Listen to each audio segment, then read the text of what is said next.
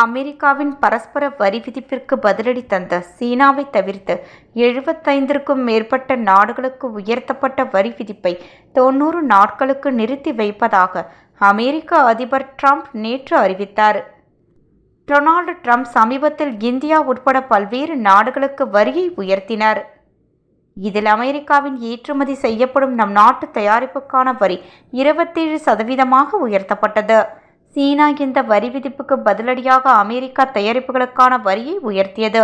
இதனால் சீனாவுக்கான வரியை நேற்று முன்தினம் 104% உயர்த்தினார்.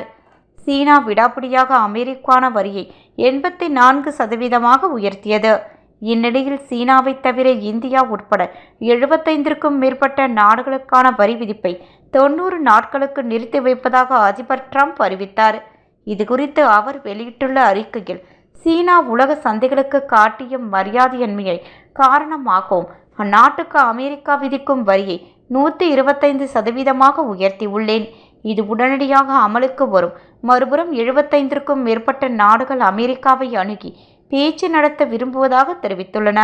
இந்த நாடுகள் அமெரிக்காவிற்கு எதிராக எந்த விதத்திலும் பதிலடி கொடுக்கவில்லை.